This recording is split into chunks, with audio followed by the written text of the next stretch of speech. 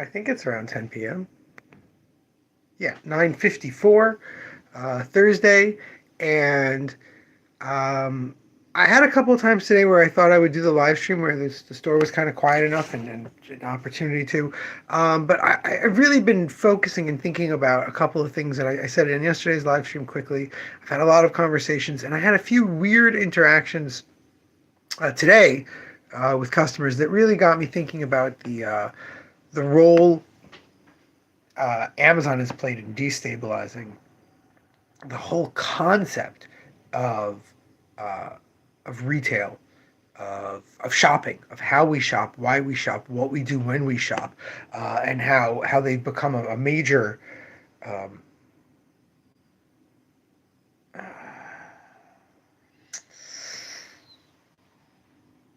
precursor, definer, antecedent of the current, hey Joe, the current reality and society we live in. I have a customer, actually I won't say where they work, but they work at a major chain, who has told me that certain things are not being carried by that chain in their shop because they want people to use the app. If you order it on the app, when they get their next shipment from Central, they get it. It's a day or two. They would much rather tell you, oh, if you order this item, it will be 2 days till you get it. And people do that on the app, then actually find it in the shop. They offer incentives for you to pre-order ahead for things on the app. Oh, hey Sam, I'm doing the live stream. Just started. All right. You weren't sitting here alone talking to yourself. I mean, Well, Joe's there. I'm not naming stores. Oh. I told the story before. Certainly not Target. Certainly not a circle inside of a circle inside another circle. Certainly not them. I told the story. She's a clever one. That was an amazing reference. That was really incredible. Anyway, Amazon, through their actions of the 90s and early 2000s and on, have created thank you, Star. Actually have created a completely different retail landscape than existed in the 20th century, to the point where today I got a phone call. I got a text message. I text someone, hey, the book you ordered is here. And he texts back, oh, terrific. Just to be clear, this is the book that I ordered, right? And he sends a picture with the whole Amazon screenshot of the Amazon thing. And it's got on it, the Amazon price slashed through with the discount. And he goes, I said, yes, that's the one I sent him a picture. Here's the actual picture in the store. You can see the store. And this is not a random customer who just came in and asked for this book. This person has ordered books from us about four other times, I think, 3 other times. I helped them find a bunch of things the first time. This time, before I ordered this specific book, they asked numerous times, are you sure it's this hardcover one? It's this? And I said, yes, all this stuff. He goes, okay, well, if it's the same book, why is it $17 cheaper on Amazon? Now, giving the benefit of the doubt, which is always what I do. This phone call was hours, almost 12 hours ago. It feels like now, but it was about like 10 hours ago. So, I've had time to give them the benefit. Give them the benefit of the doubt. I think they meant, why is there such a humongous discrepancy in the price? But there wasn't. If you looked at the screenshot they sent me, the actual price of the book is right there. It just slashed through the sexy little Amazon slash. Whoosh! We're not charging you that. We're not assholes. What? That's the price of the book. That's like that. That's the MSRP. So I'm looking at this text message and I'm like, because that's what the book costs.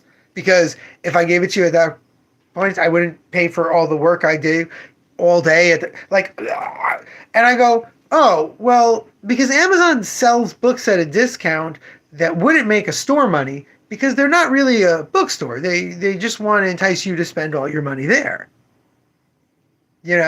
And they went, oh, right.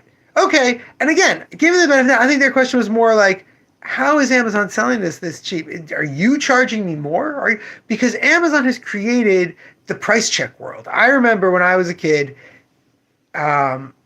there would be catalogs. Toys R Us would do this all the time, where they say, we will match prices. Bring us an advertised price from another place and we'll match it.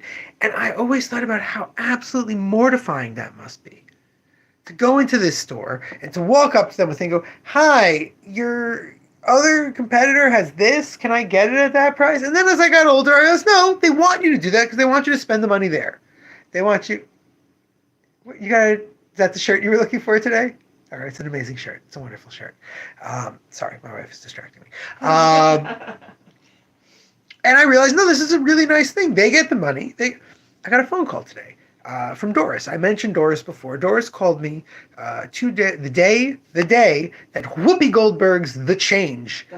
The Whoopi has a comic book, yes. Goldberg's The Change came out, and she wanted to know if you have that comic by Whoopi Goldberg. And I said, yes, we absolutely. She goes, I don't get out much, but if I'll make it in, could you put it aside for me? So I said, yes, absolutely, no problem. I love Doris too. And she took her information, put the book aside. I just got a phone call from her today going, I haven't made it out. Stop talking and read. Sorry, someone's reading. Yeah. Okay. This is a standard Amazon practice. And I said, yes. I was wondering if you match competitor coupons. And I was like, if I what? She goes, I have a coupon from Fourth World Comics. It's a wonderful comic store in Smithtown, about 10 miles from us, just a little bit less than 10 miles from us, which on Long Island is nothing.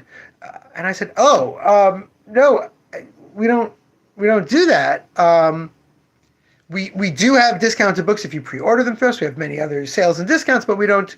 Okay, well, thank you for holding it. I'll be down there. Because Doris wasn't trying to get one up on me. She wants to know if I do it. Now, again, I'm pretty sure I know the coupon she's talking about, and it's like 20% off if you spend $75. And the Whoopi Goldberg comic costs like $17. So I would match that, Doris. Like, now that I know what that coupon, I'll match it. You want to spend $75 here? I will help you spend $75. But that's besides the point.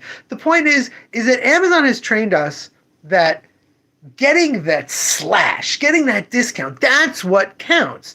Getting it convenient, getting ahead is winning at buying stuff. And it's just not true. You know, when the Price Club started in the late 90s, at least when I became more aware of them, BJ's and Costco and all those, it was like, how is this worthwhile? Like, that's a lot of freaking Cheerios, for example. And my mother would look at me, I specifically remember with Cheerios, it wasn't Cheerios, it was some sort of cereal. She goes, do you know how much cereal your family eats? I have 4 siblings. And she's like, we eat like a box of cereal in less than a week. She says, the only reason we don't is because I get like 6 kinds of cereal. So if 1 or 2 of those are resealable things that I pour the Cheerios in, that's fine. And I was like, but do you really save so much money? Now, in the late 90s, it was definitely still the bulk buying thing and my mother was, trust me, obsessive about balancing those things. Did save you a little bit of money. It's not so true now. But again, the point was you, the purchaser, was putting in this incentive. You were buying a bulk thing. You were buying a lot of it. Comic shops. I have a little sticky up behind my desk that shows the Cool Cat Black Cat Comic Club 1986, the discounts and the tiers and the things you get for buying from them. Incentivizing your customers makes perfect sense. We have 10% off everything you buy through our hold list. We offer all sorts of sales, and I'll very often just give people discounts to round out a number or whatever. That makes perfect sense. But Amazon has created a world in which it's about how cheap something is. So to sum that up, in a world where Amazon defines pricing. Like that? Yeah. In that world, I got a phone call today where someone said, hi, how much are your Berserk Deluxe hardcovers? Sarah, can you actually get me that Berserk Deluxe hardcover we got right over there behind the picture of our daughter? Yeah. It's upside down. Yes, it's upside down because I'm in the middle of it. Oh. Yeah, that's a system. I have. But sure, yeah, it's upside down because I'm in the middle of it. I think the middle is being generous to Berserk. Wow, it's quite a lot. This actually really helps. I don't know if you've seen a $50 deluxe Berserk hardcover. Like, it's huge. Yeah, we're getting there. We're getting Oh somewhere. my god. Now, the $50 deluxe Berserk hardcovers contain Yeah, I would three say middle, but volume, whatever. 3 volumes of Berserk. 3 volumes of the super popular, gorgeously drawn, international sensation Berserk. 3 volumes in this beautiful faux leather cover. It's got a little indentation. It's shiny. It's really something fancy. Okay? The 3 volumes that are in this, Joe, I don't think I actually have it in a world voice. I think okay. Sometimes I hit the approximation well. Why, you think that could be our big thing here on the live stream? Every episode would be like, in a world where Enya. guts is a guy's Oh, name. maybe not Enya. Not Enya for that. No. Anyway, in a world imagined by a 16-year-old who could draw amazingly well. Anyway, Berserk. There's 3 volumes of Berserk in there. These 3 volumes of Berserk's MSRP, each of those volumes, $14.99. So the MSRP for the 3 volumes of this softcovered, about a third less tall, meaning the art is smaller. All right, all that stuff.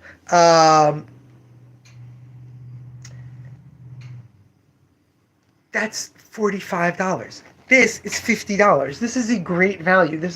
We don't even stock the smaller Berserks because a whole bunch of them are out of print. We just have these big ones. I got a phone call today and it said, hey, do you have those Berserk Deluxe there still? How much are those? And I go, oh, they're $49.99 each. And I goes, oh, that's $50. I go, yeah. He goes, all right, thank you. Hangs up, like very disappointed. So I decide, you know what? I'll take a minute here. And I go on the computer, and I get that little bar that Google's so kind to show everybody right away of all the places it's for sale. And Amazon's got it, and Walmart's got it, and Kmart's got it, and the Salvation Army's got it, and Abe Books has got it, and Barnes & Noble has got it, and Books A Million has got it, and they are $35.08, $42, $32, $34. Now, we've agreed, and you actually didn't agree, most of you said nothing, but whatever. We agreed this is a pretty good value for $45 of 3 softcovers and a nice, fancy hardcover. Berserk, sorry for the backwards. But those companies buy in such large bulk that they have an extra added discount as well as a humongous infrastructure to ship things at almost no cost and therefore sell these books at a significant discount. Kmart is still a thing, I think, online. Maybe it was Walmart. It was Walmart probably. Walmart, apparently, according to Google, Walmart has everything. Yeah, Walmart does seem to have a lot of graphic novels and manga. That's like crazy to me. This guy, I don't blame that dude for hanging up. You can get that book for $32. I'm charging you $18 more, and it's probably free shipping. So I'll tell you the story. Yeah, well, how do you on Temu? On Temu, you'll order this and you'll get this. Like that's you don't want that. The thing that really gets me is, let me tell you the end of the story with the guy who wanted to make sure that specific volume he ordered was the right volume. He goes, all right. I definitely want to support local, and I'll be by to pick it up. He didn't come by. He said he's going to come by today or tomorrow. But there's people who get it. They get that these things cost money. They get that bookstores have that large overhead. But the problem is you can't just get it. In that, when you get it, you're fighting the norm. This is what's normal, but I'm going to be cool. I'm going to support a bookstore. I'm going to shop local. Even though really I can get the book cheaper. No, you can't get the book cheaper. You can absolutely destroy the infrastructure of all retail and save a few bucks. It's not cheaper. What we have lost, when I think about the little 2-block area of a main street where I grew up, and the vast number of stores and shops and all this stuff, they're obviously... Good night, buddy. You're being really loud. I can hear you from my room. All right, I'll talk more quietly. Sorry. I woke up my kid. He wasn't asleep. He ain't sleeping. No, I was not. You were not sleeping. Anyway, I was just lying playing in bed, Minecraft. Let me wrap this up. obviously, sorry, you get a tissue buff service, not just a sitters, a tissue buff service. Excuse me.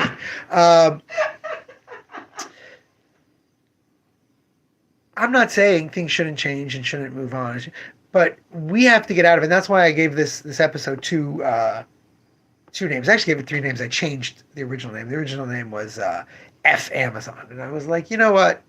Who knows what YouTube's going to do with that? So, but I also called it "We're Here to Futz Around" because there's a Kurt Vonnegut story that gets shared all the time where he talks about going out to buy stamps, and his wife says you can just get stamps. You can just bring the letter. So I forgot what she says. She said you can get them online. Maybe he died, early 2000s. And he said, no, I'm going to go out there. Maybe I'll pet a dog. Maybe I'll have a conversation with someone. I'll stop at the grocery store. You're going to futz around because that's what we're social creatures. We interact. We go. I have no problem when someone comes to my store, looks around the store, and goes, wow, this is really cool. And they ask me some questions, but then they leave. It's fine.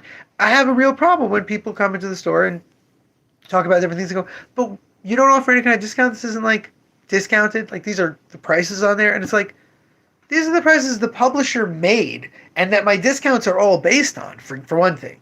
There's things you want to argue with me about the comic that I've priced that's sitting in the case, or a bunch of comics that are discounted in the back at $1, and you go, well, if I buy 300, can I? That's different. But when you buy a book like this and it's got a price tag on it, and the price tag is on there, you're like, what do you think? You think I went in there and I forgeried that number? I sat there carefully, changed it to make it $17 more than Amazon? No. And again, I'm not even gonna get into my money going back into the community. It's just how we think about what things cost and what their value is. Is it worth more to get a better meal made with better ingredients? Generally, yes. That's what shopping is. You're getting a better experience with better ingredients. It's just going to cost a little bit more. Hopefully. Obviously, look. And I when I opened 11 years ago, I heard this all the time.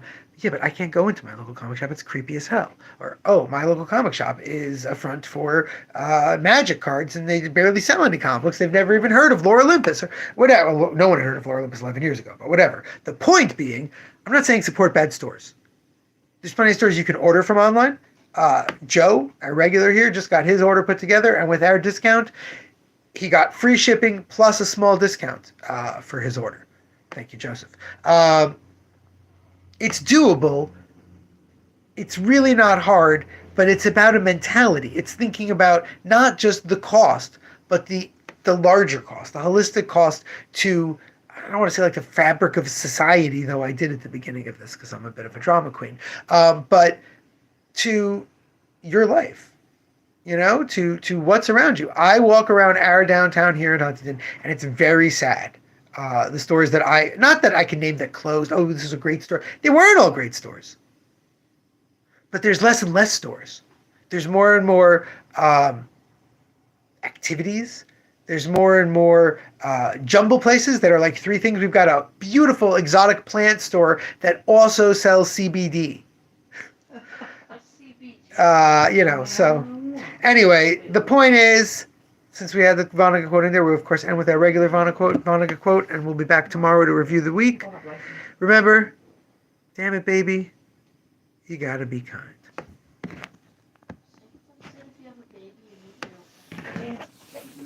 Damn it, baby.